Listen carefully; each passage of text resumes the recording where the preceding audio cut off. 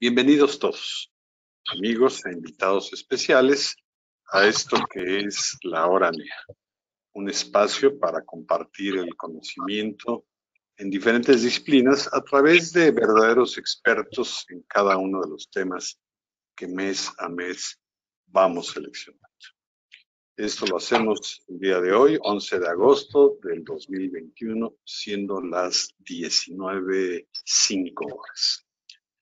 Quiero recordarles que si ustedes tienen algún tema que en particular deseen desarrollemos en este espacio, o conocen a un ponente experto o conferencista de alguno de los temas de nuestro interés como asociación, y no necesariamente interés técnico, hay otros temas que de verdad debemos tocar tarde o temprano alrededor de todo lo que está aconteciendo en nuestro planeta. Nos lo hagan saber para incluirlo en nuestro calendario anual de eventos.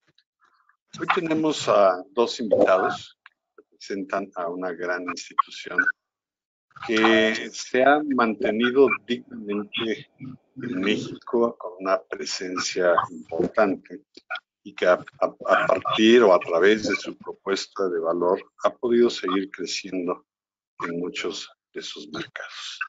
Me refiero a Actinver.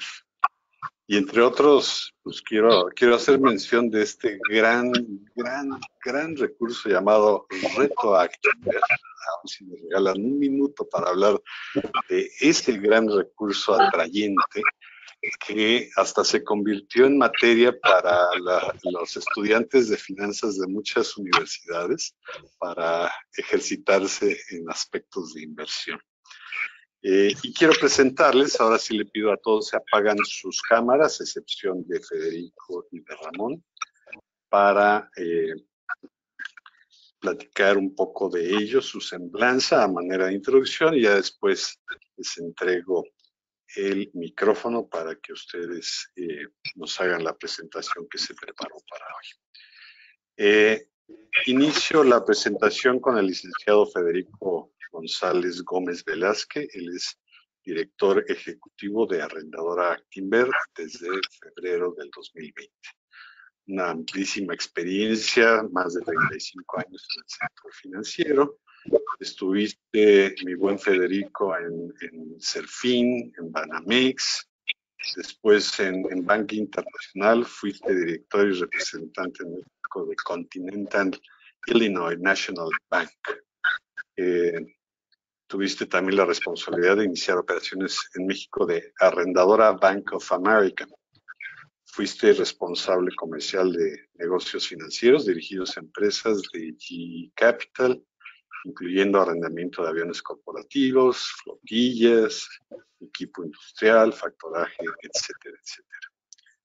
Leo que también eres profesor de tiempo completo en el ITAM. ¿En qué materia, Federico?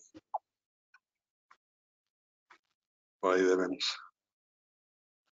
Tu micrófono, si lo habilitamos. Ahí estás. Sí, mira, fui profesor de tiempo completo por allá en los... no alcanzamos a escucharte, aunque aparece aquí. ¿Ya me escuchan? Está habilitado tu micrófono, no te escuchamos en esta prueba. Ahora sí. Yo sí lo escucho. A ver, Ramón, ¿quieres encender tu micrófono para confirmar que esté todo? Yo sí lo escucho también. Si nos Sí, sí se escuchas, escucha. ¿puedes decir algo? Escucha. Ok. A ver. Pues ¿sí? yo no los escucho. ¿Ustedes sí se escuchan entre ustedes? Sí. Perfecto, entonces el problema soy yo. Voy a continuar, no se preocupe. Federico, también dedicas parte de tu tiempo a la consultoría. Eres headhunter, eso es bien interesante. En esta firma Heydrich, Struggles y Barreda y González Consultores, en temas de reclutamiento y selección de talento ejecutivo.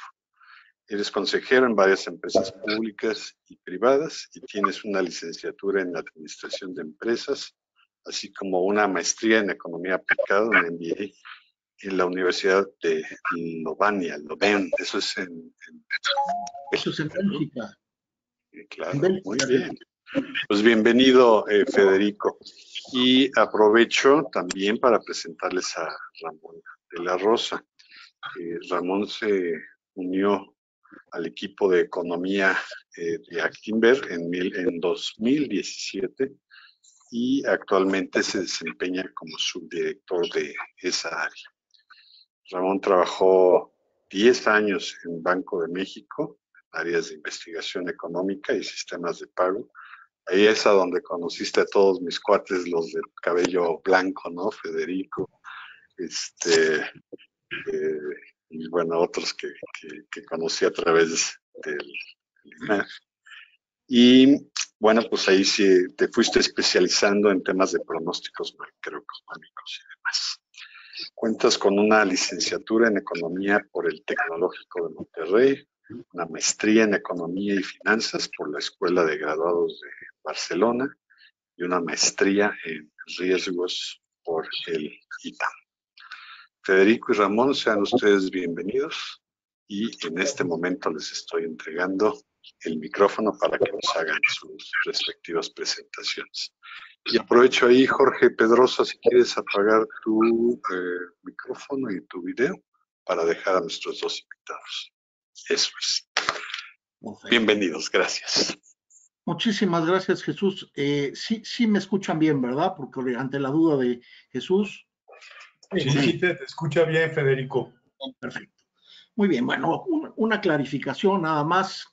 La verdad es que fui profesor de tiempo completo en el ITAM durante 3 años, hace más de los que yo me quisiera acordar, y di algunas materias de introducción a la administración, di planeación estratégica y di en la maestría también planeación estratégica. Entonces, fue una época muy padre hace algunos años, ¿no? Y también, bueno, pues en mi vida profesional fui headhunter algunos años. Decidí retirarme del medio financiero un par de años, bueno, algunos años, y bueno, pues después un buen amigo, Héctor Madero, me invitó a hacerme cargo de la arrendadora, ¿no? Quisiera platicar un momento sobre Actinver, comentarles un poquito. Es una institución, como bien dijo Jesús, sui generis. La gente, bueno, pues a veces la conoce como casa de bolsa, a veces la conoce como banco, como institución financiera, pero la verdad es que es una institución sui generis con una propuesta de valor muy clara, ¿no? Y con objetivos también muy claros, ¿no? Fue fundada en 1994, ¿sí? Por don Héctor Madero, Ornedo, originalmente como una operadora de sociedades de inversión. Empezó después poco a poco a crecer. En el 97 se empieza a expandir fuera del Distrito Federal. Abre oficinas primero en Monterrey, luego Puebla, Veracruz, y pues es el resultado también de diversas compras de asociaciones, ¿no? Entre ellas algunos nombres que estoy seguro les van a resultar familiares a muchos de ustedes. Finacorp, por ejemplo, la operadora de fondos Lloyd, Banco Prudential, ¿no? De nuestro buen amigo Somoza, Pure Leasing, se compró una arrendadora, se compró el 26% de una empresa de Lion Ross Capital en Nueva York hace algunos años. Y después, en el 2007, también se incorporaron operaciones internacionales a través de Actinver Securities, que tenían presencia en Houston y en San Antonio. Recientemente se le está dando un nuevo impulso a todo lo que es internacional, con una decisión a través de una empresa que se conoce como Alterna, que se llama Alterna, cotiza también en la bolsa Alterna, igual que Actinver, y además de las operaciones en Estados Unidos, se está iniciando una operación muy interesante en España, primero que nada en Madrid. Okay. Hoy les diría, Actinver es un grupo 100% mexicano y es líder en el manejo de inversiones, ¿no? Atendiendo inversionistas con cualquier perfil y con cualquier tamaño, a través de productos innovadores, y buscando hacer trajes a la medida a sus clientes en materia de inversión, cobertura y administración de riesgos. Si les dijera, una de cada 4 cuentas en casas de bolsa está con Actinver, ¿sí? Somos el segundo lugar en número de clientes para manejo de fondos, con 174,000 clientes y pues casi 500,000 millones de pesos en custodia. Entonces, es la conformación, como les digo, ¿no? De diferentes empresas, muy orientada de nuevo a la asesoría financiera, originalmente solamente a personas físicas, hoy también a las empresas. ¿Sí? Hoy la empresa tiene 7 áreas de negocio y 4 entidades legales. Las 4 entidades legales son la operadora de fondos Actinver, la casa de bolsa, el banco Actinver y la arrendadora. ¿Sí? Y las 7 áreas de negocios en las cuales podemos atender a nuestros clientes son, pues la primera con la que se fundó es el asset management, ¿no? La parte de inversiones, donde hay fondos de inversión, donde se hace intermediación bursátil, ¿no? Donde ya tenemos también soluciones internacionales. La segunda es un área de crédito. Muchos de nuestros clientes que tenían inversiones con nosotros empezaron a decir, oye, ahí tengo mi dinero, pero fíjate que en mi empresa necesito, ¿no? Comprar un cierto activo, necesito invertir en esto. Y entonces fue que se creó el banco, se adquirió el banco de Prudential y básicamente pues ahí se empezó a dar el servicio. Hoy tenemos pues créditos prendarios, créditos puentes, tenemos la banca dividida en 2 partes, una banca de inversión, ¿sí? Y lo que sería, digamos, sí, bueno, básicamente la banca de inversión y luego la banca para atender y dar servicio a nuestros clientes en las otras unidades de negocio.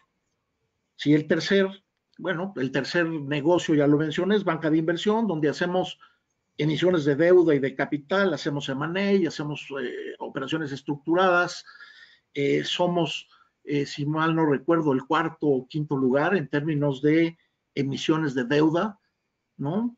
Compitiendo pues con los grandotes, con los BBVs, con los Citis, etcétera, en esos mismos niveles, específicamente en esto. Tenemos un área fiduciaria también muy importante, ¿sí? El 5º negocio pues es la arrendadora, donde hacemos todo tipo de arrendamientos puros, arrendamientos financieros, sell and leasebacks, promesas de arrendamiento, y bueno, pues tenemos un equipo de profesionales dedicado específicamente a este negocio que ha resultado muy interesante, sobre todo cuando se encuentra y se detecta la necesidad específica para la cual un arrendamiento agrega valor. ¿Sí? El sexto negocio, pues es una plataforma de seguros, ¿no? Donde tenemos un área interna muy importante y una asociación con una aseguradora muy grande, básicamente buscando brindarles a nuestros clientes con los que manejamos inversiones, pues hombre, protección a su patrimonio, a su vida, a su salud, ¿no? Y el último negocio que tenemos son plataformas, o la última área de negocio son las plataformas digitales, ¿no? Una plataforma Bursanet donde se pueden hacer inversiones en forma directa, Actinver, etcétera, ¿no? Y alrededor de estas 4 entidades y estos 7 negocios, la verdad es que damos un servicio muy, muy, muy completo a los inversionistas. Yo diría que la misión hoy de Actinver es básicamente ser el asesor de cabecera, ¿sí? De personas y empresas con el objeto de ayudar a todos nuestros clientes a que inviertan mejor y a que ganen más, ¿no? El lema de Actinver es acostúmbrate a ganar más, ¿sí? Y con eso básicamente decimos todo lo que queremos hacer, ¿no? La verdad es que bueno, esto que les he platicado está en una pequeña presentación que envié por ahí a Rodrigo, que no quise utilizar ahorita, básicamente para dejarle un poco más de tiempo a Ramón, que tiene el tema muy interesante sobre lo que son las circunstancias económicas que estamos viviendo hoy, sobre todo además afectadas muy directamente por todo este tema de la pandemia. Este es uno de los servicios que damos. Tenemos un equipo importante de análisis y al servicio, obviamente, de todos nuestros clientes, ¿no? Acérquense con nosotros, sí, en la presentación están los números de contacto y la verdad, acostúmbrense a ganar más, ¿sí? Vengan con Actinver, ¿ok? Bueno, quisiera ahora pasarle a Ramón, ¿no?, la batuta para que ahora sí con su presentación nos platique un poco justamente de cómo está la situación económica y las afectaciones justamente de la pandemia. Gracias, Ramón, adelante. Perfecto, gracias, Federico. Buenas tardes a todos. Pues bien, como decía Federico, vamos a platicar un poco, no les voy a robar más de 40 minutos y luego tenemos preguntas, con gusto las atenderemos, pero la idea de esta presentación es platicarles un poco cómo está la economía global muy rápidamente y luego en específico cómo está México y qué estamos esperando para los siguientes 2 años, ¿no? Entonces, nada más me confirman si se ve bien la presentación, por favor, ¿sí? ¿Ahí se ve bien? Ahí se ve perfecto, mi buen Perfecto. Ramón. Pues bien, empezamos. Pues como todos saben, ¿no? Últimamente hemos visto otra vez a nivel global que la pandemia ha cobrado otra vez fuerza, sobre todo a través de la variante Delta. Lo que hemos estado observando es que si bien los contagios han estado aumentando, las muertes afortunadamente no han aumentado en la misma velocidad y gran parte de esto se debe a que, por un lado, algunos países que hicieron muy poco durante las primeras 2 olas, la población ya tiene cierta inmunidad adquirida a través de contagios, y la otra es que algunos países se apuraron en incrementar la vacunación y eso les ha estado ayudando, ¿no? Entonces, rápidamente, en la primer gráfica que ustedes ven ahí en la izquierda son los nuevos contagios. Le estamos dando cobertura a algunos países en particular para tratar de ver un poco a nivel global cómo se ve la imagen. La línea verde es Corea, si no se alcanza a ver, tiene contagios muy bajos, sin embargo, en estos momentos son los máximos desde que inició la pandemia porque ellos adoptaron una estrategia de encerrarse muy rápido por ahí de marzo del año pasado, también en diciembre, y dado que ellos no siguen estrategias que otros países tienen, ellos quieren hacer sus propias pruebas para las vacunas, la vacunación ha ido aumentando a un ritmo lento en un principio y esto originó que los contagios se dieran rápidamente, ¿no? Tienes una población que no se expuso al virus en las primeras olas y que no tiene vacunas y ahora que llega el Delta comienzan a incrementarse rápidamente los contagios. Luego hay otro conjunto de países como son España, que está en la línea naranja, el Reino Unido, que es la línea azul muy clarita. Estos países tuvieron contagios muy fuertes durante enero y diciembre.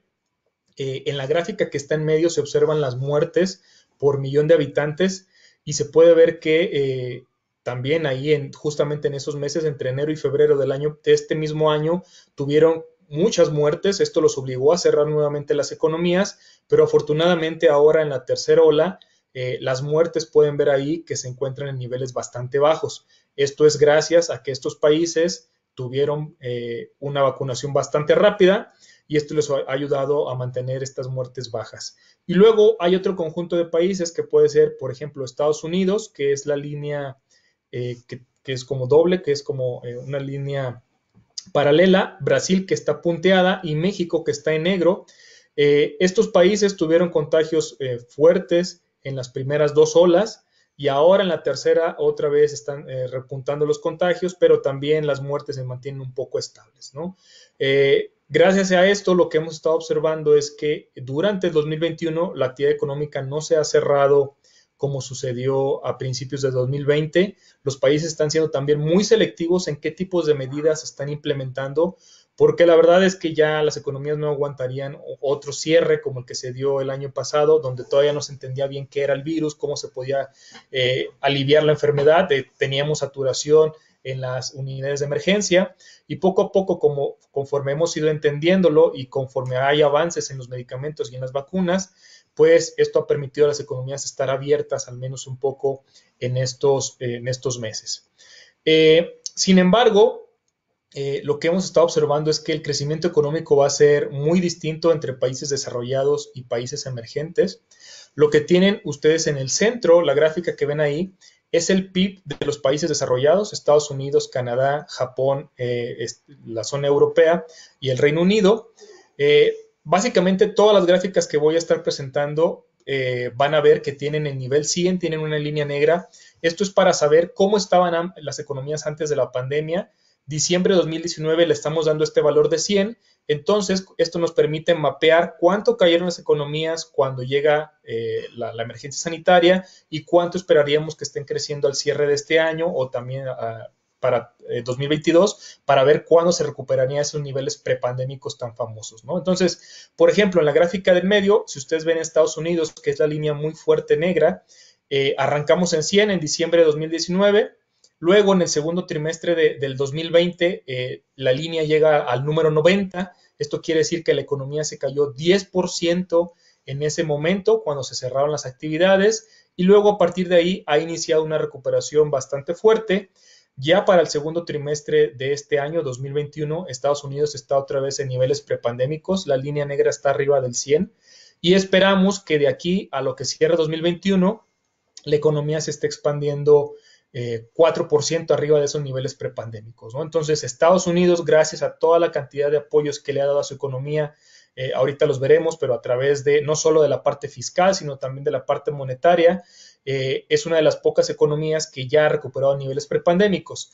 Hay otros países desarrollados que lo lograrán hacer este mismo año, como es el caso de Canadá o Japón, y algunos que se quedarán ahí cerca de lograrlo, como es la zona europea y el mismo Reino Unido, que el Reino Unido, otra vez es la línea azul bastante clarita, pueden ver cómo era la economía más rezagada. Si se acuerdan, en el Reino Unido al principio se le dio poca importancia al virus, ¿no? Salió Boris Johnson a ofrecer disculpas porque no le habían dado la importancia necesaria, y esto hacía que la economía estuviera muy rezagada, muchos contagios, muchas muertes. Sin embargo, es uno de los países que se aplicó muy rápido para vacunar, y pueden ver cómo comenzaron a cerrar la brecha frente a otras economías como la europea, y ahora ya se encaminan poco a poco a llegar a esos niveles prepandémicos a principios del 2022.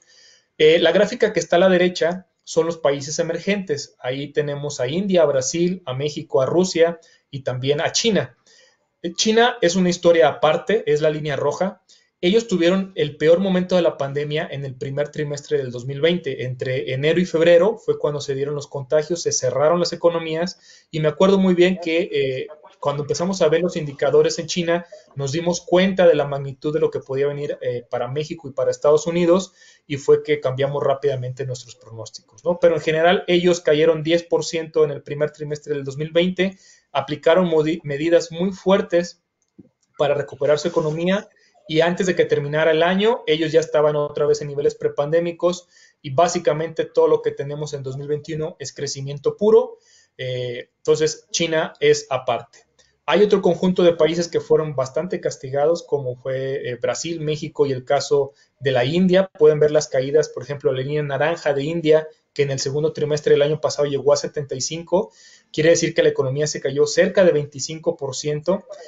La de México se cayó cerca de 18% en ese mismo momento.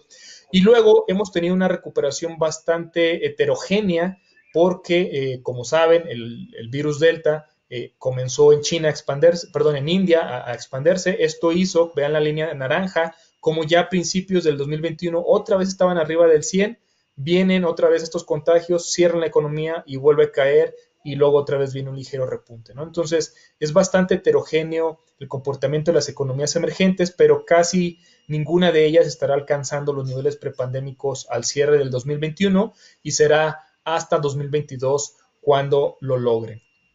Ahora, enfocándonos un poquito más a Estados Unidos, que es el que determina en realidad todos los mercados financieros y también gran parte de lo que pasa aquí en México.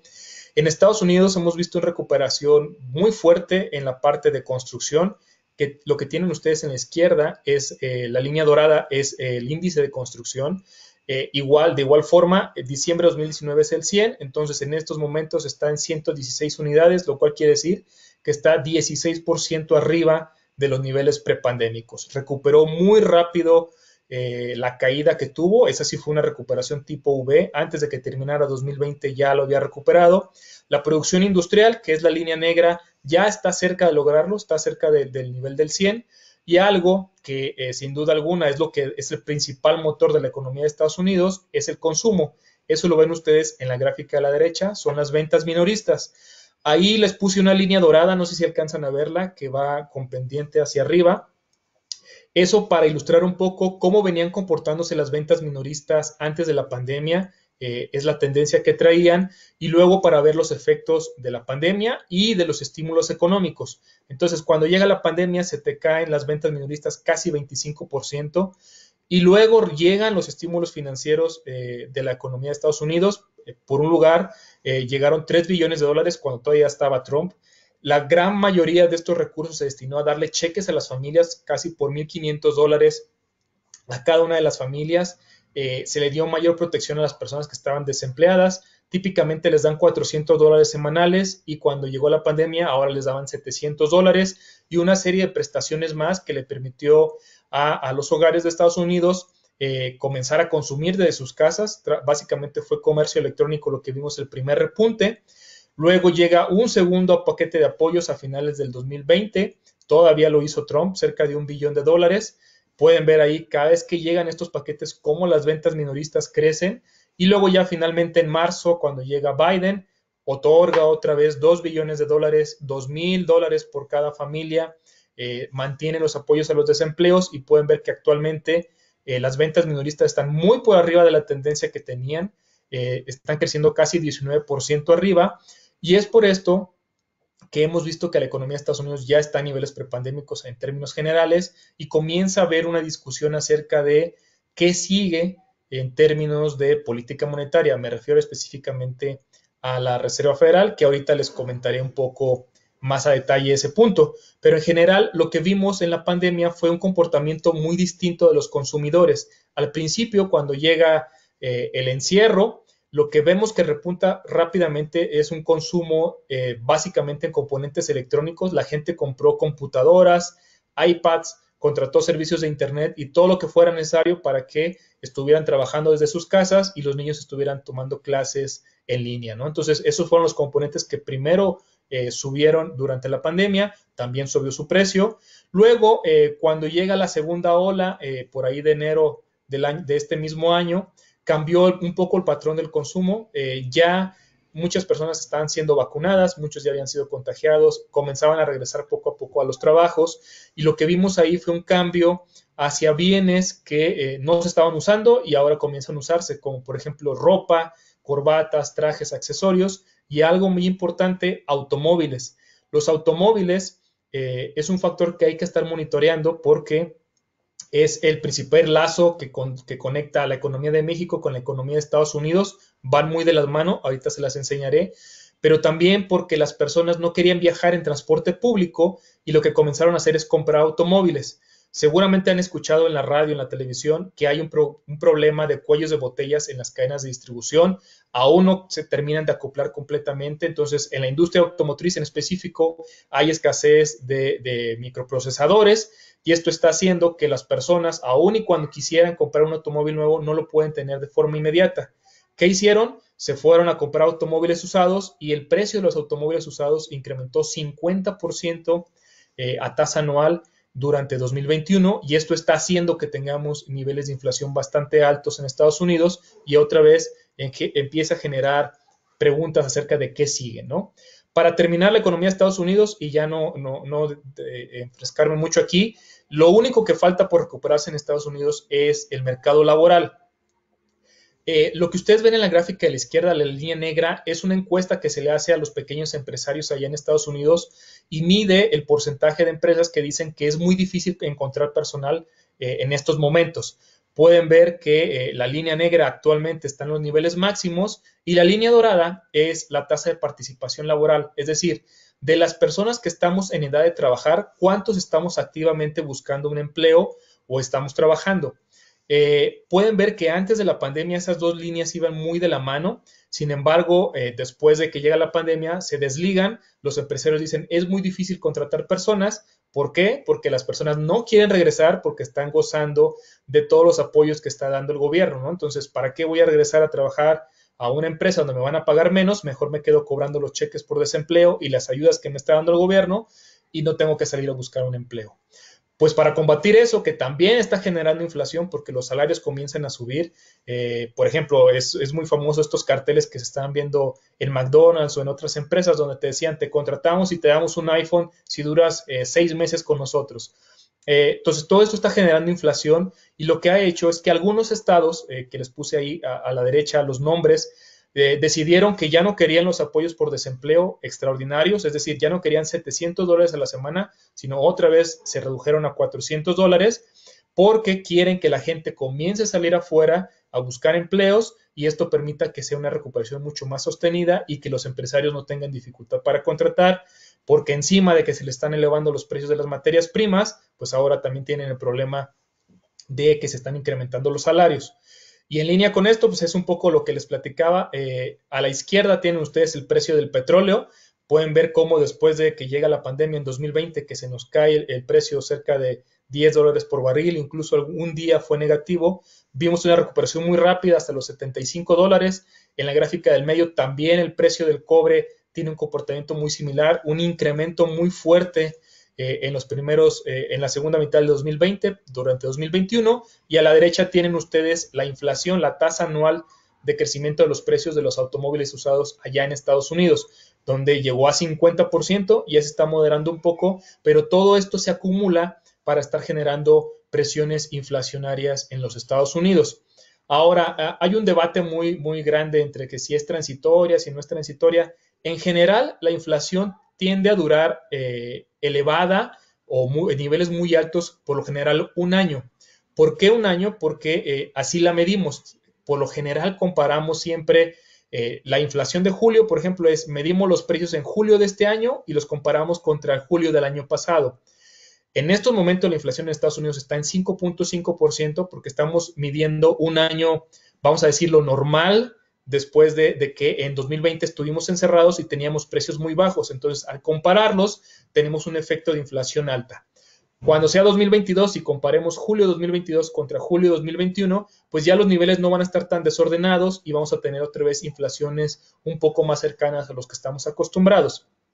Ahora, no todo este año la inflación ha sido un efecto base de comparación, que eso es algo que nosotros mencionábamos desde por ahí de febrero. Veíamos que ya la inflación iba a empezar a subir fuerte en Estados Unidos y en México, porque estábamos viendo que la inflación se salía de sus patrones tradicionales. En la gráfica que ustedes tienen a la izquierda, ahí se elimina todo esto de efectos de base de comparación, que puede ser muy técnico, y lo que empieza a hacer es medir mes a mes cómo se va acumulando la inflación a lo largo de un año típico en Estados Unidos. Por ejemplo, la línea negra es el 2020, ahí se caen los precios en abril y mayo cuando se cerró la economía, pero por ejemplo 2018, 19 y 17, que son las líneas azules y grises, pueden ver que son muy similares los niveles, es decir, casi siempre en inflación en Estados Unidos acabas con un año en 2% de inflación acumulada. Pero vean la línea roja que es el 2021, cómo desde febrero empezamos nosotros a detectar que la inflación se estaba saliendo de los patrones tradicionales y que no solamente era un efecto de base de comparación, sino que estábamos viendo en realidad que los costos de producción se estaban incrementando.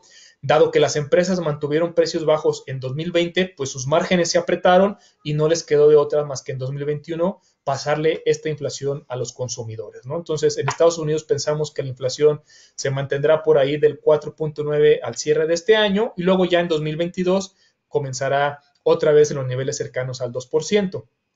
Ahora, este tema de la inflación es importante porque, como ustedes saben, pues en el comercio internacional le vendes productos a países y le compras productos a países. Entonces, la gráfica que está hasta la derecha, la línea gris que dice precios de exportación de Estados Unidos son cómo está cambiando la inflación de los productos que Estados Unidos le vende al resto del mundo. Dado que se le están encareciendo las materias primas y los insumos, pueden ver que esa línea está en 15%, es decir, los precios de los bienes que Estados Unidos vende al mundo están creciendo 15% año a año. La línea dorada es los precios de importación de México, es decir, cómo cambian los precios de todos los productos que compra México del exterior. Dado la relación tan fuerte que tenemos con Estados Unidos, básicamente todo nuestro comercio exterior se da con Estados Unidos y pueden ver que sigue un comportamiento muy similar, es decir, en Estados Unidos nos vende productos más caros y aquí empezamos a tener mayores inflaciones porque estamos trayendo estos productos, ¿no? Entonces, ahí también desde febrero comenzamos a notar este patrón y es por eso que desde ese mes más o menos fuimos de los más negativos en inflación para este año y hasta el momento, pues afortunadamente para nuestros pronósticos, desafortunadamente para la economía, pues nos ha salido bastante bien esta expectativa, ¿no? Acabo Estados Unidos diciéndoles un poco, pensamos que dado que la economía está reactivada, la inflación está presionada y el mercado laboral poco a poco comienza a acelerarse con esta eliminación de subsidios, estamos viendo que los últimos reportes de empleo están saliendo muy fuertes, pensamos que la Reserva Federal va a comenzar a disminuir la inyección de liquidez que le está metiendo a su economía a partir del 2022 y tal vez a finales de ese mismo año haya un ligero incremento en las tasas de referencia y esto está generando la volatilidad que estamos viendo en los mercados actualmente. Seguramente han visto en las noticias que las bolsas de Estados Unidos ya no son todo noticias positivas, sino algunos días comenzamos a tener caídas del 1% y luego otra vez se recupera y esto nos habla un poco de que en general el mercado comienza a anticipar que las condiciones de liquidez cambiarán en el siguiente año y es por eso que estamos viendo todo este movimiento, ¿no? También en el tipo de cambio, después de que andábamos por ahí de 19.40 llegamos a tocar, otra vez estamos en 20, porque si la Fed reduce la liquidez que está inyectando, quiere decir que hay menos dólares en el mundo, y si hay menos dólares en el mundo y todos queremos dólares, pues evidentemente se encarece, y por eso otra vez está el tipo de cambio por ahí de 20.10 en estos días, ¿no? Ahora, pasando un poco más a México, ya para avanzar, la economía de México sufrió un golpe bastante duro cuando llegó la pandemia. Estas tres gráficas la izquierda es la economía en su total, la del centro es la parte industrial y la parte de la derecha es bienes y servicios, ¿no? Estos dos sectores son los más grandes en la economía de México, te explican casi el 90% de la economía. Entonces, centrándonos un poco en la actividad industrial. Cuando llega la pandemia, si recuerdan, las economías cerraron sus fronteras, se evitó el comercio y el flujo de personas y esto lo que generó fue que las actividades industriales se nos cayeran muy fuerte. Las tres gráficas tienen los mismos niveles, es decir, el nivel más bajo es 70 y el más alto es 115 para que ustedes puedan ver y comparar la diferencia de las caídas. Entonces, la actividad industrial se nos cayó 30% entre abril y mayo del año pasado. 30% es muchísimo, pero al mismo tiempo cuando Estados Unidos comienza a aplicar sus proyectos de estímulo a la economía, lo que comenzamos a ver es que como ellos estaban consumiendo muchos más productos electrónicos, más carros, más bienes, pues evidentemente le hablas a tu socio y le dices, ¿sabes qué? Mándame productos. Y vimos que la actividad industrial se recuperó muy rápido, mucho más rápido que la parte de bienes y servicios. La parte de bienes y servicios que es la de la derecha, solo se cayó 20%, no se cayó el 30%, pero su recuperación fue mucho más lenta, porque si recuerdan, pues básicamente todo el 2020 tuvimos la economía operando a distintas velocidades, algunas veces abrían los restaurantes, algunas veces cerraban, el turismo estaba cerrado y luego no, entonces todo esto generaba que ese sector se recuperara mucho más lento. Lo que hemos visto en 2021, a partir de marzo, es que la actividad industrial se paró. Si ustedes ven ahí, se ve una curvita en la línea azul, que se ve como esta caída, y esto se debe a que los cuellos de botella están ya teniendo efectos, la producción no puede incrementar tan rápido como lo estaba haciendo, pero afortunadamente en la parte de bienes y servicios, después de marzo, si acuerdan de marzo, abril, mayo, junio todavía, los semáforos estaban en verdes, muy pocos en amarillos, y esto generó que la gente saliera y consumiera, y vimos una recuperación muy fuerte en este sector, entonces se ha ido compensando poco a poco. En resumen, si vemos la gráfica que está en la izquierda, la economía de México, la línea azul es la crisis o la recesión de la pandemia del 2020, les puse otras dos recesiones muy importantes para que compararan la velocidad de recuperación, la línea dorada es la del 2008, cuando Estados Unidos tuvo la crisis financiera, y la línea gris es la del 94, y pueden ver que en estos momentos, en junio, hasta donde tenemos información, la economía, a pesar de que cayó mucho más a inicios del 2020, ya está arriba de esos otras dos crisis, está saliendo mucho más rápido de esas dos crisis. A la del 94 y la del 2008 les tardó en promedio cerca de 2 años recuperar niveles prepandémicos y pues pensamos que aquí será un poco menos, pero esto es gracias a la recuperación que está teniendo la economía de Estados Unidos, ¿no? Ahora, con información un poco más importante, me gusta porque esta es de alta frecuencia, sacamos datos de movilidad de Google y de Apple y lo que les estoy mostrando es cómo se comportó el país por distintas regiones, por distintas zonas. Nosotros utilizamos unos algoritmos matemáticos para clasificar a los estados por regiones. No solo tomamos en cuenta su ubicación geográfica, también su especialidad, los lazos que hay entre ellos y nos dan nuestras 6 regiones, ¿no? Los mismos colores se aplican a las líneas de la izquierda. Lo que ustedes ven ahí es que la movilidad se cayó muy rápido en abril y mayo, luego se recuperó. Viene enero y febrero, donde aumentan otra vez los contagios, se nos caen las movilidades, sobre todo en las regiones rosas, que son servicios, en la región amarilla, que es turismo, y algo que estamos viendo actualmente es que la gente no se está quedando en su casa, a pesar de que están aumentando los contagios, la movilidad sigue en niveles máximos, sigue creciendo, y es por eso que estamos viendo tantos contagios.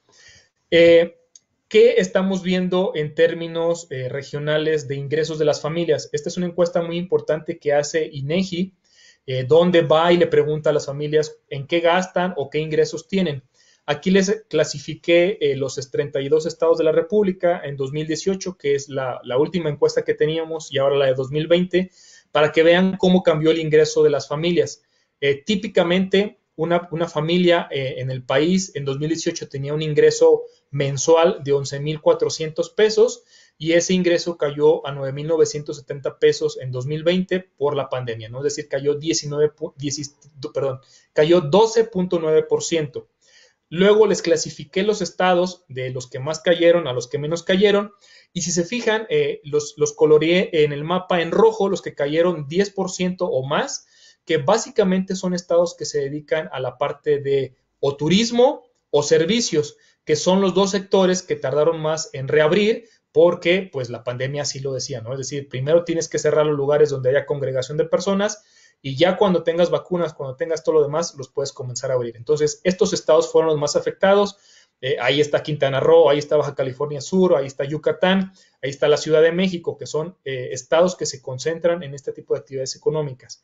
Luego hay un conjunto de estados que los puse en amarillos, que cayeron entre 0 y 10%.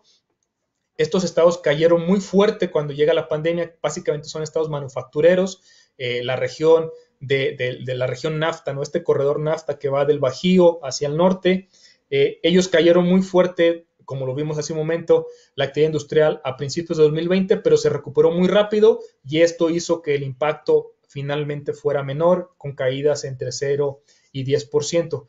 Luego hubo un conjunto de estados que los puse en verdes, que su ingreso de hecho aumentó, y esto se debe a que son estados dedicados al sector de la minería o agricultura, que son dos sectores que no se cayeron casi nada durante la pandemia, al contrario, aumentaron las exportaciones hacia Estados Unidos, pero también son estados que reciben muchas remesas desde el exterior, familiares que están allá lo mandan básicamente a los estados que está Guerrero, Oaxaca, Chiapas, Michoacán, son estados receptores de remesas y esto les ayudó también a sortear la pandemia. Y la otra es que también son los estados que recibieron más ayudas a través de programas sociales y esto hizo que comparando 2018 con 2020 incluso su ingreso aumentara.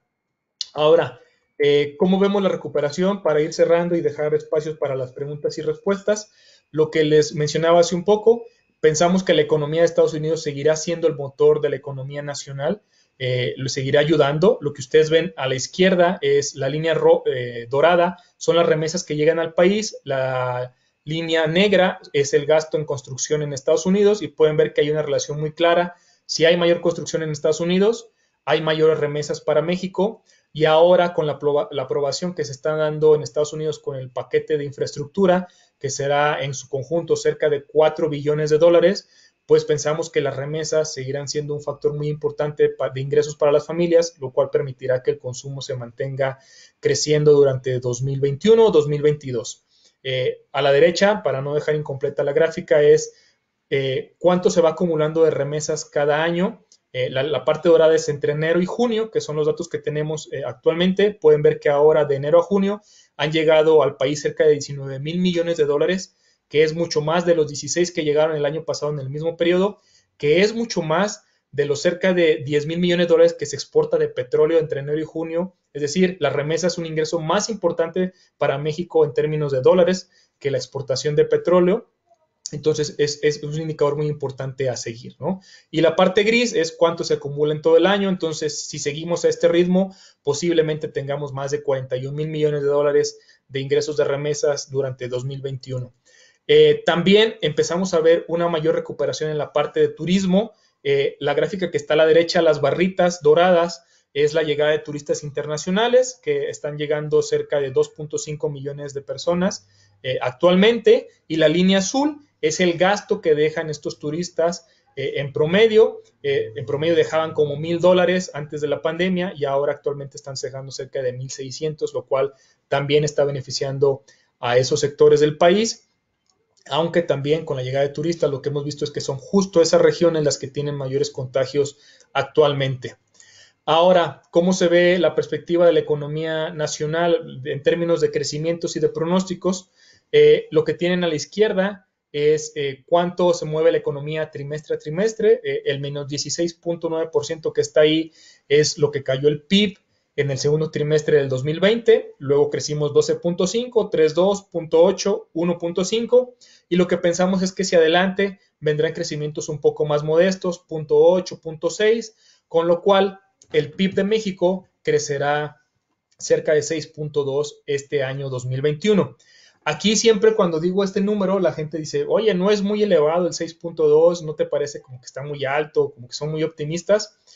La cuestión es que hay un truco para medir el PIB, es decir, no comparas cómo cerró contra cómo vas actualmente, sino lo que se hace, y eso se hace a nivel internacional, pero es un truco técnico, vamos a decirlo, es que promedias todo el PIB del año y promedias todo un PIB de un año y eso es lo que estás comparando. Entonces, ahí les puse en la gráfica que está a la derecha la evolución del PIB de México.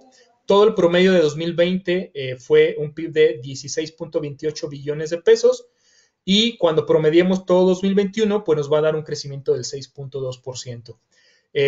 Actualmente, si nos fijamos en este 1.5% de crecimiento que ya tuvimos en el segundo trimestre del año, si yo dejara la economía y ya no se mueve, se mantiene estancada, vamos a pensar que ya se queda en ese nivel y ya no pasa nada más, el crecimiento que vendría del PIB del 2021 sería de 5.4% y es por eso que la mayoría de las encuestas, si ustedes las siguen, pues ya nadie está viendo crecimientos de 5.5 o más bajos, ¿no? Casi todos estamos ahí ya en 5.5 o el 6% y estará alrededor de ese nivel, un 6% de expansión, que si bien es bueno, no alcanza a compensar la caída del 8.5 que tuvimos durante 2020, así que aún falta terreno por recuperar. Ahora, en términos de inflación en México, es la misma historia que en Estados Unidos. Desde un principio lo que estuvimos observando es que la inflación se ubicó por distintos niveles arriba de sus comportamientos históricos. No me voy a tener mucho aquí para no alargar más la presentación, pero por ejemplo en la gráfica del centro es la misma historia, 2017, 2018, 19 y 2020, las líneas azules que están abajo es un año típico de inflación en México que anda entre el 3.5 y el 4. La línea azul clara que está hasta arriba es el año del gasolinazo, si recuerdan, el 2017 cuando se liberan los precios de las gasolinas y pueden ver que la línea roja comenzamos a ver que se empezaba a despegar muy rápido de su comportamiento tradicional.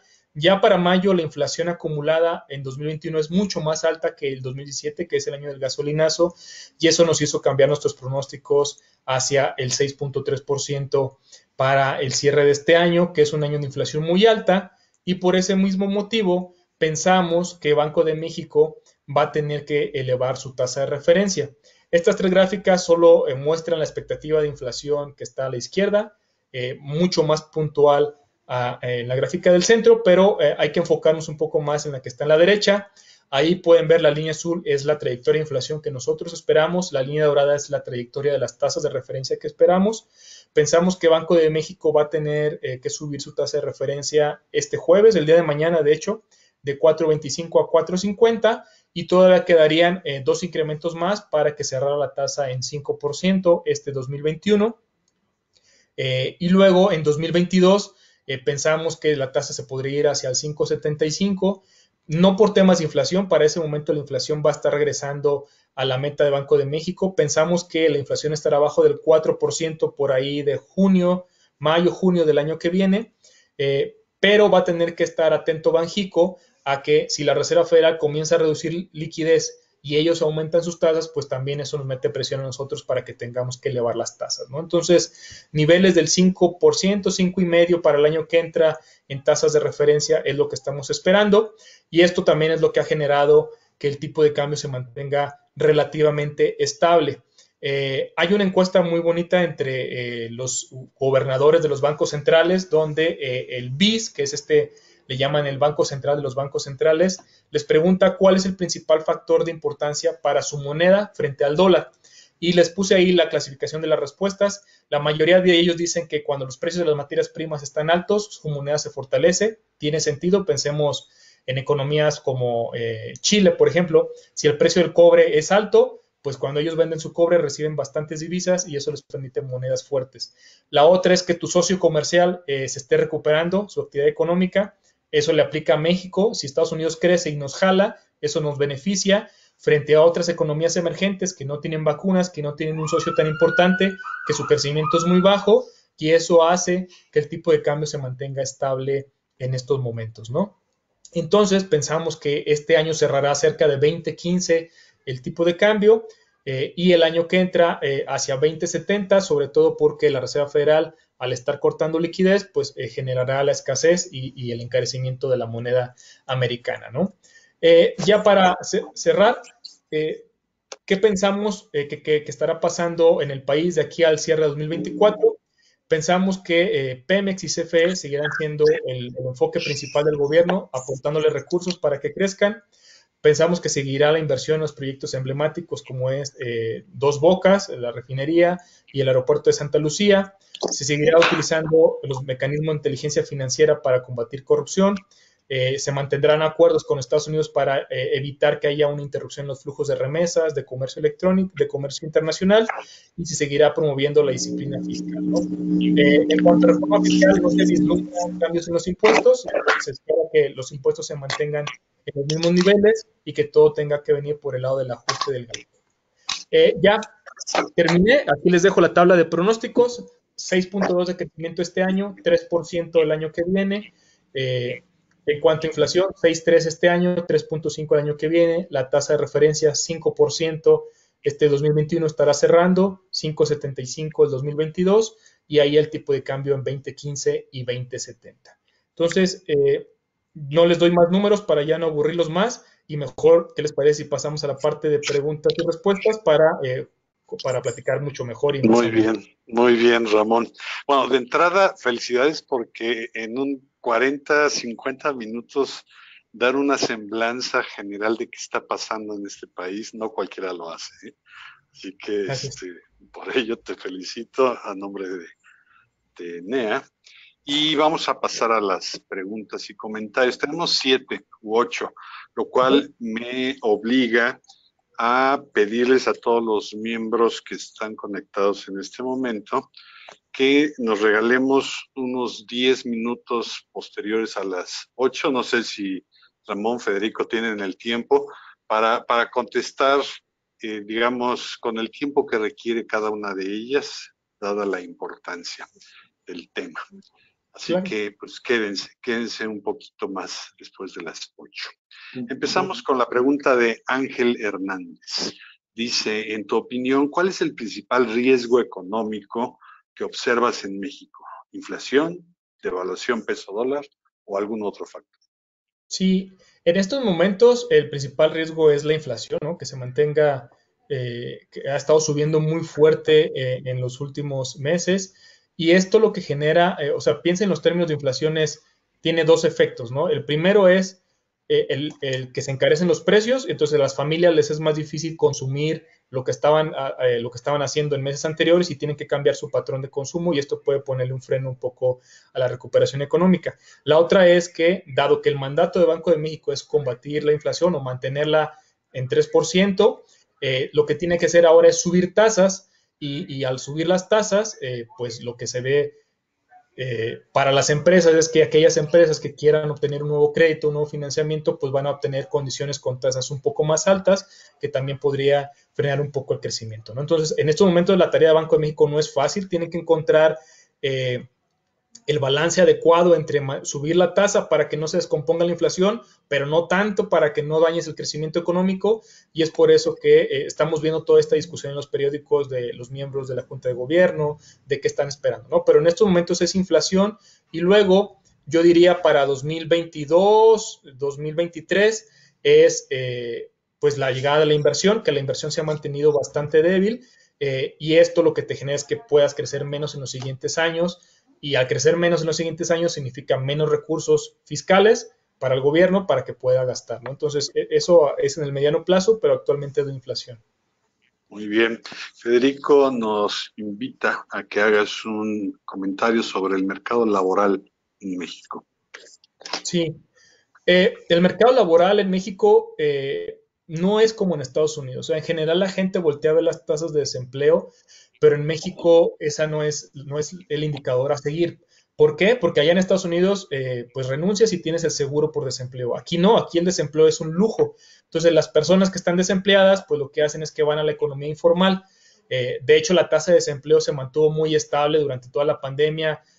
Llegó al 5% y luego otra vez está en 4%, o sea, parecería que no hubo mucho desempleo, pero la realidad es que cuando ves los indicadores de economía informal o la tasa de subocupación, que es una tasa que es las personas que ya teniendo un trabajo tienen que buscar otro trabajo porque no les alcanza su ingreso, esa se mantiene en niveles bastante elevados, cerca del 12%, y ahí está la verdadera historia, ¿no? Es decir, en la parte formal sí hemos recuperado gran parte de los empleos que se perdieron, sobre todo en manufacturas, porque Estados Unidos echó a andar los motores, pero en la parte de comercios y servicios aún vemos una recuperación lenta, porque muchas de las personas o muchas de las empresas aún no se animan a contratar rápido, porque, por ejemplo, piensen en los cines, aún no saben si van a permanecer abiertos o no, entonces no se animan a contratar al personal anterior y eso se ve canalizado en indicadores de informalidad.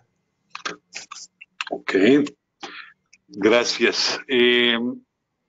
Alejandro Rico Nieto, una pregunta muy interesante. ¿Qué efecto percibes en las actividades de comercio exterior de México a raíz de la paulatina colocación de militares en posiciones clave en las aduanas? De la parte de militares y esta cuestión que hay como de la migración, ¿no? Este acuerdo que hay entre Estados Unidos y México de frenar la migración un poco de América Central, en realidad no hemos visto ningún efecto importante en el comercio internacional. Básicamente la relación entre México y Estados Unidos es muy sólida. O sea, imaginen, es una fábrica en conjunto, solamente que le tocó la suerte que tiene una frontera en medio, porque están tan integradas las dos economías que cuando aquí en México, si estuvieran cerradas las plantas y allá estuvieran abiertas, no pueden producir los estadounidenses, ni tampoco lo podemos hacer nosotros. Entonces, es una integración muy fuerte y lo que vemos es que cuando hay mayores estímulos fiscales, la gente consume allá y se echan a andar las maquinarias y esa ha sido la historia de 2020 y 2021. Una recuperación muy fuerte del sector externo mexicano gracias a que Estados Unidos se recuperó rápido. Ya. César Barrios nos dice, yo creo que en Estados Unidos vendrá una fuerte expansión, sobre todo con el ambicioso plan de infraestructura que tiene esta administración. ¿Qué efectos tendrá esto para México y qué presiones pueden haber, por ejemplo, con temas medioambientales y condiciones del TEMEC? Sí, sí, o sea, Estados Unidos va, o sea, básicamente todo lo que pasa en el segundo trimestre del 2021 para Estados Unidos es crecimiento puro porque ya están en niveles prepandémicos. El gasto de infraestructura va a ser muy importante, aunque no tendrá un impacto tan rápido como sí lo tuvieron los programas que les platiqué durante la presentación. ¿Por qué? Porque los primeros programas estaban enfocados a darle ese dinero a las familias. Entonces, le daban los recursos a las familias para que lo gastaran rápidamente y por eso vimos una recuperación rápida.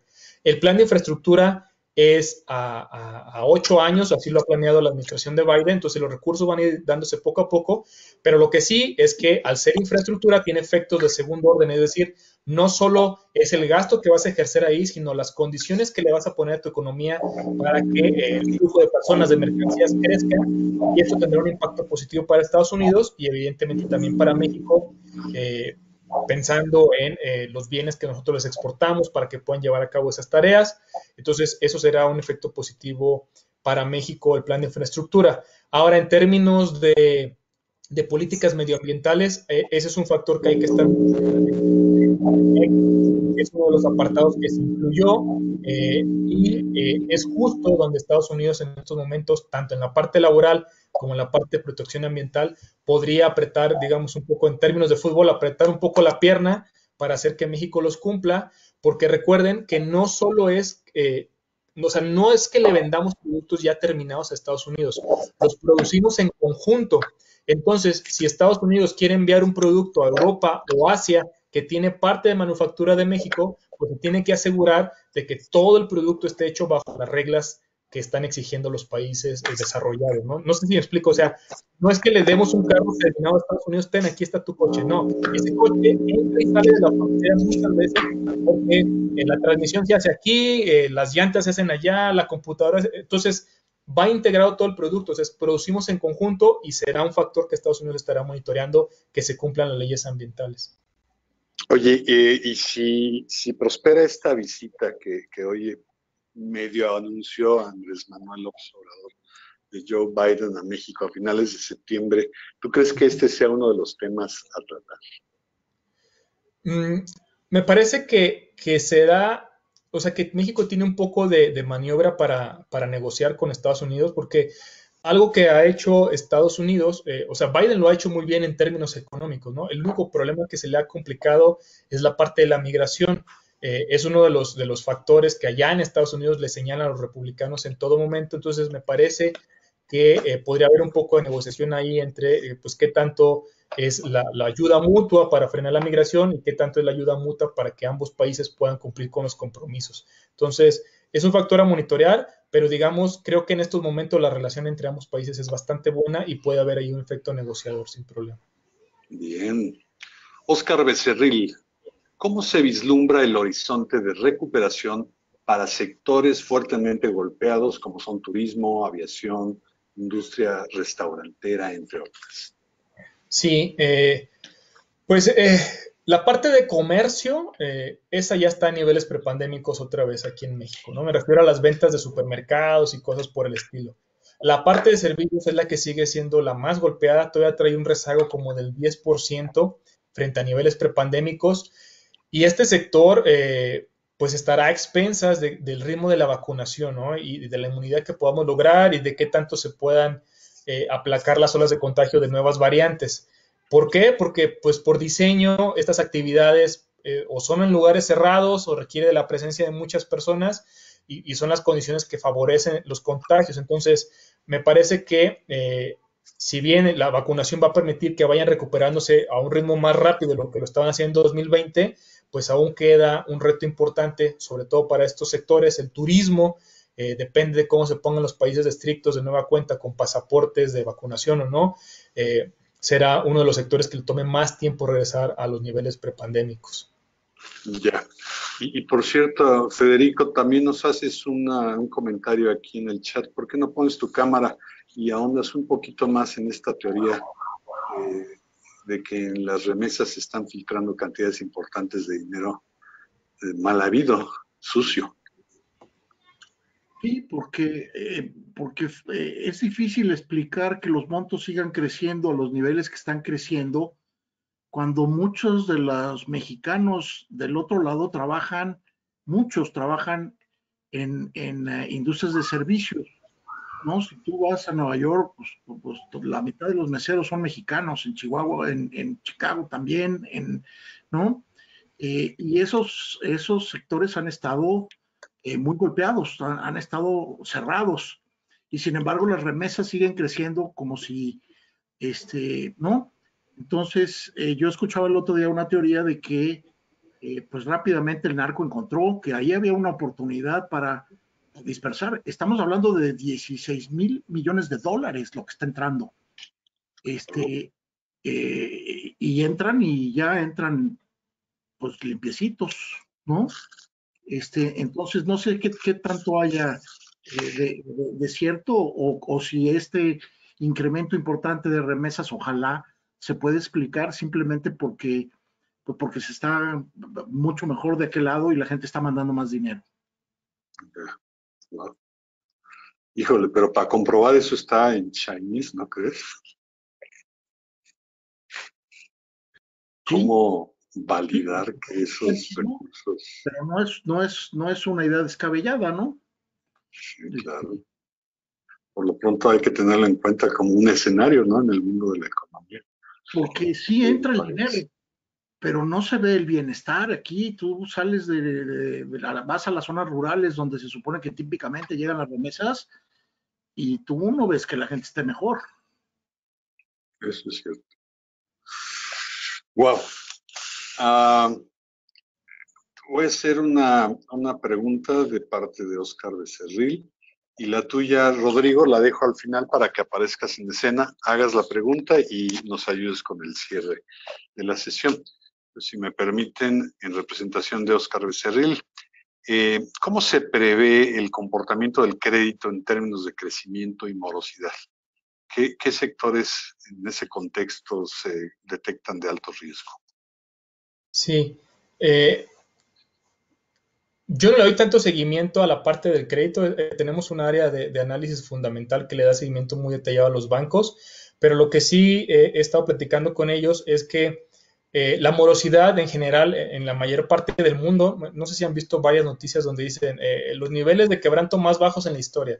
Esto se debe a que pues justo las autoridades por la llegada de la pandemia lo que hicieron fue dar facilidades para que la gente pudiera o las empresas pudieran diferir los pagos, tener algunos tipos de acuerdos con los bancos, pero sí, ya están terminando muchos de estos acuerdos y lo que podríamos ver hacia adelante es que si la actividad económica se mantiene rezagada en los sectores, por ejemplo, de servicios, de turismo, pues sean justo estas empresas las que pudieran generar una mayor morosidad en estos sectores y que sea un centro de atención de las autoridades, ¿no? Entonces, al menos hasta el momento lo que se ha visto es que las empresas de la parte industrial, de la parte de comercio, se han ido recuperando bien y un foco de atención sería las empresas dedicadas a la parte de turismo, de servicios, hoteles, restaurantes, que pudieran seguir haciendo frente a sus obligaciones, acaso si no llega un nuevo plan de ayuda de las autoridades, digámoslo así, para tratar de otra vez dar mejores facilidades de pago, pero es un factor que hay que estar monitoreando evidentemente. Ya, ya, muchas gracias. Rodrigo, por favor, acompáñanos en escena. Comparte esa pregunta que pusiste en el chat y pues aprovechamos también para el cierre. Muchas gracias, Jesús.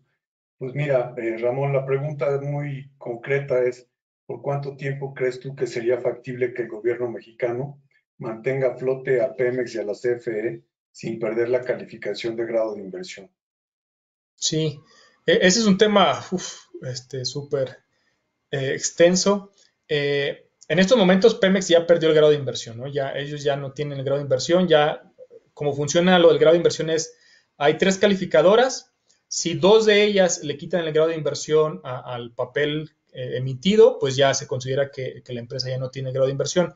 En estos momentos Pemex ya no lo tiene, sí lo tiene el gobierno federal, el gobierno central, y a través de él lo que están asumiendo las calificadoras es que el apoyo a Pemex y a CFE siga llegando, y es justo uno de los factores que les comentaba, ¿no? Que en estos momentos la inflación es lo que más llama la atención, pero en 2022, 2023, si el crecimiento, si no llega la inversión y el crecimiento no se da, podrías empezar a tener el foco de atención en las finanzas públicas, porque si no crece la economía, pues no tienes ingresos, y si tienes que dar gasto social y apoyar a las empresas públicas, se te complica un poco el panorama. Hemos hecho varios modelos estadísticos para tratar de ver las probabilidades.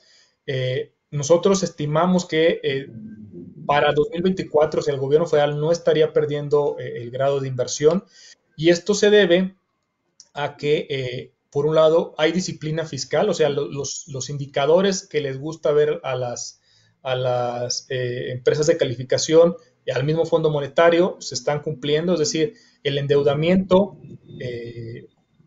no se está elevando en términos del PIB, o sea, va ido reduciendo poco a poco. Los balances fiscales que se plantean desde el inicio, cuando empieza el año fiscal, se están cumpliendo al cierre de año.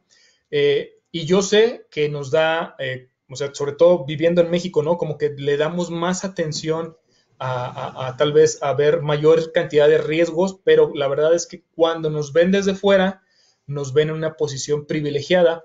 Y les voy a decir por qué, porque número uno, frente al resto de los países de América Latina o incluso algunos países emergentes de Europa del Este, tenemos una relación económica muy sólida con Estados Unidos. Somos de los pocos países que nos vamos a poder colgar de una economía desarrollada como es Estados Unidos, que se vislumbra que sea la economía que más vaya a crecer en los siguientes años entre países desarrollados. Eso te da un plus. Eso no lo tiene ningún otro país y eso ha hecho que cuando estaba la pandemia, el tipo de cambio que estaba en 25, se nos fuera a 19.40 otra vez, ¿no? Esa es una. La segunda es la disciplina fiscal. Muchas economías emergentes se endeudaron en el 2020, el caso típico es el de Colombia, y ellos perdieron su grado de inversión porque para este año pues no tenían los suficientes recursos como para hacer frente a sus obligaciones. Acá no se dio fue muy criticado que no se diera apoyo a las empresas, pero al menos ahorita ese no es un problema, el que se te haya subido tanto el endeudamiento. El número 3, diría yo, tenemos la confianza del Banco Central, es otro indicador que les gusta ver a las agencias calificadoras. Tenemos un Banco Central bastante responsable. El Banco, por ejemplo, de Brasil, en 2020, cuando vio llegar la crisis, empezó a bajar las tasas muy rápido. Esto ocasionó que el real se depreciara muchísimo y ahora están al revés, están teniendo que subir la tasa muy rápido porque se les pasó la mano. En cambio, Banxico fue muy cauteloso en las bajadas y está siendo muy cauteloso en las subidas y esto nos ayuda a mantener la estabilidad en el mercado cambiario. Entonces, entiendo las preocupaciones, yo considero que es uno de los principales indicadores a monitorear en 2023-2024 las finanzas públicas, pero en estos momentos, comparando México con otras economías desarrolladas, Turquía, Rusia, Brasil, Colombia, Chile, incluso Chile que tiene cambios constitucionales, no estamos tan mal parados gracias a la relación que tenemos con Estados Unidos y eso nos ha ido defendiendo. Entonces, nosotros esperaríamos que no se perdiera el grado de inversión, pero evidentemente tiene que haber un cambio en la conducción de las finanzas públicas respecto a las empresas públicas, porque si no, pues se convertirán en una fuente de que absorben ingresos del sector público y no dan tanto redituado, ¿no? Muchísimas gracias. Bueno, pues yo solamente quiero terminar agradeciendo a Jesús Bush por la conducción que siempre nos ayuda a conocer mejor los temas de los que hablamos y a todos los que nos han acompañado y quienes han hecho el favor de hacer preguntas. Y bueno, pues un abrazo ahora sí que con mucho afecto para nuestro querido amigo y socio fundador Federico González, que hizo posible esta reunión de mucha calidad y muy importante para el momento que estamos viviendo. Ahora dentro de un mes más o menos se va a presentar el presupuesto del año que entra en el Congreso, que debería de ser aprobado por ley según antes del 15 de noviembre o por ahí del 15 de noviembre. Así que esperamos, estos datos son muy importantes para que nos den una idea por dónde van las cosas, ¿no? Y a Ramón de la Rosa, que pues, es un gran economista y como dijo Jesús hace rato, nos has dado un paseo por la economía de Estados Unidos y de México, bueno, y también de muchos países del mundo en este rato y realmente nos ilustras con tu presentación. Muchísimas gracias. Como saben todos, mañana les haremos llegar la presentación por correo electrónico y les pido por favor prender sus cámaras y micrófonos a todos los asistentes para darles un fuerte aplauso por esta extraordinaria presentación. Nos vemos dentro de 2 semanas. Gracias. Muchas gracias. Gracias a todos. Gracias. Buenas noches. Gracias.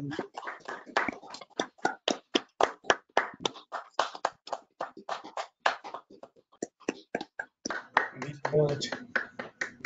Oye, Ramón, como para vernos en 6 meses y repasar cada uno de estos puntos, a ver qué. Sí, encantado, o sea, O en noviembre, no mejor.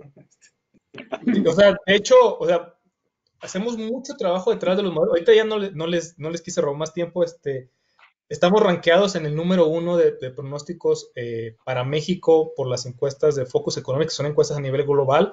Para la economía de Estados Unidos, incluso le ganamos a los bancos más grandes a nivel mundial. Somos el número 2 para la economía de Estados Unidos. En inflación somos el primero en Bloomberg. Entonces, mi trabajo en realidad en las mañanas consiste en estar moviéndole a la computadora haciendo modelos, pero en las tardes, en realidad a mí me gusta mucho, aparte de esto, siempre estoy hablando con consejos de inversión, con empresas, con asociaciones. Entonces, yo encantado, con mucho gusto. Claro, si Federico acepta y lo coordina, con mucho gusto. Federico, ¿aceptas esa propuesta? Claro que sí, será un gusto. Será un gusto. Claro que sí. Muchísimas gracias. Muchas gracias. Nos tenemos muy presentes para invitarlos nuevamente. Y gracias, de verdad, extraordinaria la presentación. Gracias, muy amable. Bueno, y gracias a todos por su asistencia. Y pues, últimamente nos estamos llevando un poco más de tiempo, porque dice que somos muy puntuales para empezar y más para terminar. Pero cuando un tema se pone así de interesante, pues sí vale la pena regalarnos un poco más de tiempo. Claro que sí. Bueno, pues gracias a todos semanas, también. Nos vemos todos en 2 semanas. Armando Moricumo nos tiene un tema buenísimo. Gracias a todos. Muchas gracias. Gracias. Felicidades por la presentación. Gracias, muy bien. Felicidades.